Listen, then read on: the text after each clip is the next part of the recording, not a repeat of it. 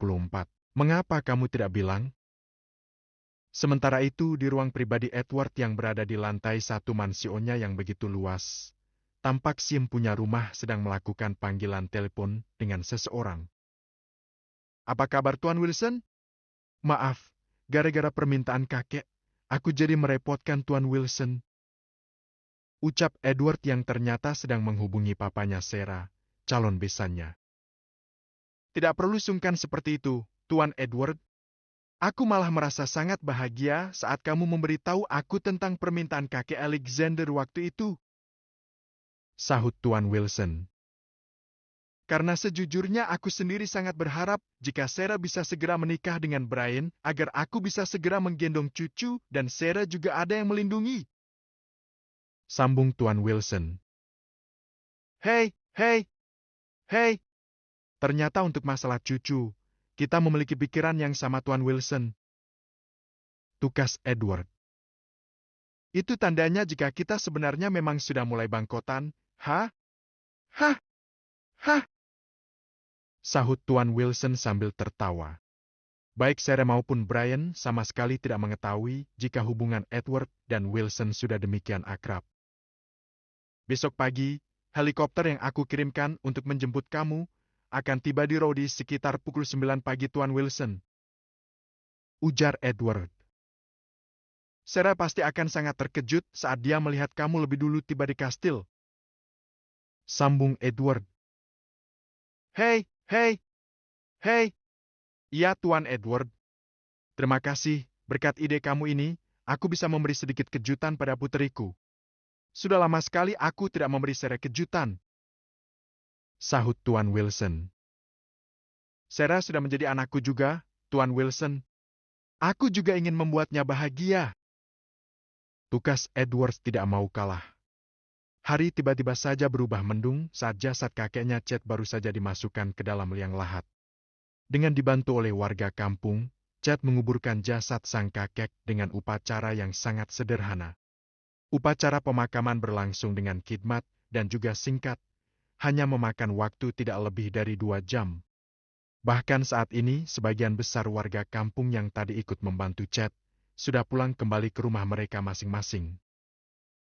Chet, kemarin siang kakek kamu menitipkan ini kepadaku. Ucap kepala kampung yang masih terhitung keponakan kakek Chet. Dia menyodorkan sebuah kotak kayu kecil berwarna hitam yang tertutup rapat dan terkunci kepada Chet yang masih berjongkok di sisi pusara sang kakek. Apa ini, Paman?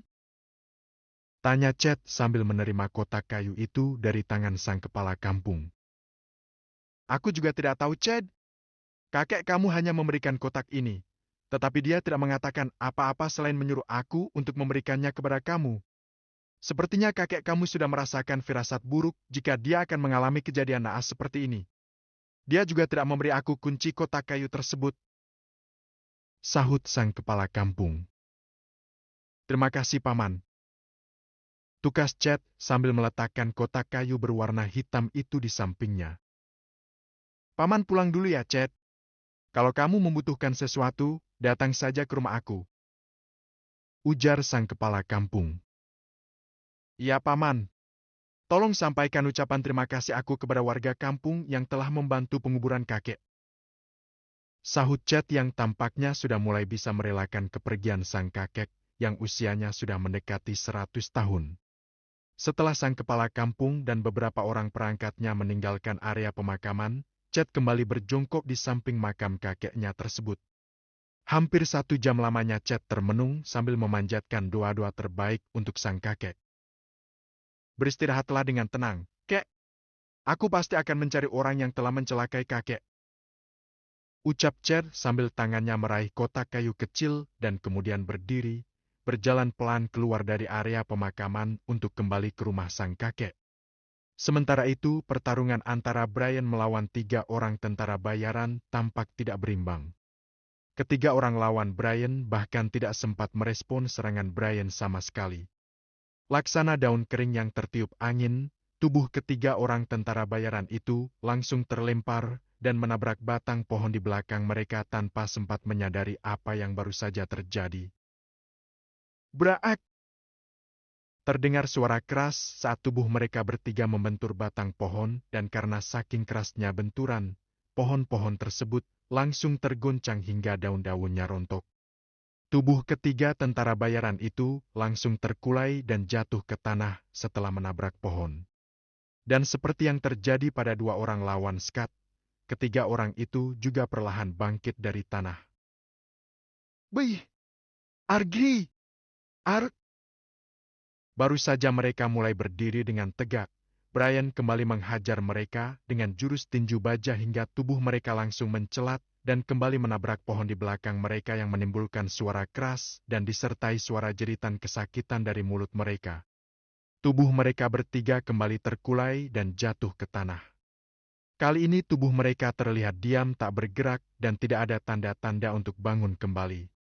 Dari mulut dan telinga mereka mengalir darah segar akibat dari hancurnya organ dalam mereka.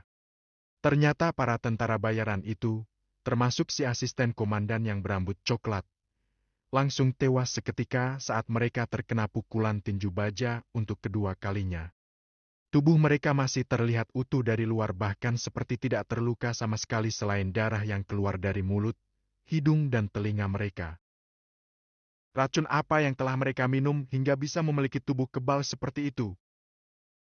Gumam Brian yang tak ayal merasa takjub juga saat dia melihat tubuh para tentara bayaran yang ternyata sanggup menerima pukulan tinju baja milik Brian yang bahkan bisa menghancurkan batu sebesar gajah. Mengapa kamu tidak bilang dari tadi, jika hanya dengan 2 kali pukulan berturut-turut dengan menggunakan jurus tinju baja, mereka bisa langsung tewas, Brian? Protes Scott yang tahu-tahu sudah berdiri di sebelah kiri Brian. Aku kan tidak perlu pusing lagi, tinggal hajar 2 kali gebrakan, selesai. Sambung Scott. Kalau aku bilang dari awal tentang hal ini, bagaimana aku bisa melihat jurus gabungan seperti yang kamu tunjukkan tadi itu, Scott? Kamu tahu, saat kamu sudah bisa menggunakan jurus gabungan itu secara spontan dan tanpa berpikir lagi, kamu bahkan sudah bisa melawan Sean tanpa merasa khawatir akan kalah. Sahut Brian. Apa kamu mengerti dengan maksud ucapan aku tadi, Scott? Tanya Brian. Iya, Bray. Aku paham. Terima kasih. Sahut Scott. Setelah menjawab pertanyaan dari Brian tersebut, Scott tampak terdiam dengan dahi berkerut. Brian menganggap aku akan bisa mengimbangi kemampuan bela diri Sean jika aku bisa menggabungkan kedua jurus tersebut. Apa Brian bersungguh-sungguh saat dia berkata seperti itu? Atau dia cuma sedang berusaha memotivasi aku? Gumam Scott dalam hati. Seolah tahu dengan apa yang sedang dipikirkan oleh Scott, tiba-tiba saja Brian berkata sambil menepuk pundak Scott. Kamu boleh membuktikan apa yang aku ucapkan tadi. Aku akan mencari cara agar Sean mau bertarung melawan kamu saat kita sudah kembali ke kota Rhodes. Bagaimana? Apa kamu sepakat? Tanya Brian. Tidak perlu, Brian. Aku percaya dengan omongan kamu tadi. Sahut Scott cepat. Brian tampak tersenyum geli saat melihat Scott langsung menolak dengan cepat atas idenya tersebut. Okelah, terserah kamu, Scott. Tukas Brian sambil mengambil ponsel dari saku pakaiannya dan langsung menghubungi Derek Lin.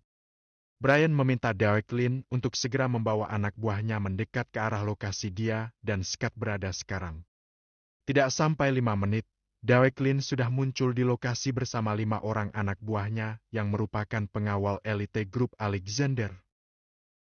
Derek, atur mereka berlima untuk mengepung tenda para tentara bayaran itu dari tempat yang tersembunyi. Aku dan Scott akan memancing mereka keluar dari dalam tenda. Jangan melakukan apapun tanpa perintah dariku. Kecuali jika kalian memang melihat mereka mau melarikan diri, tembak saja tanpa perlu menunggu perintah. Ujar Brian. Baik, Tuan Muda.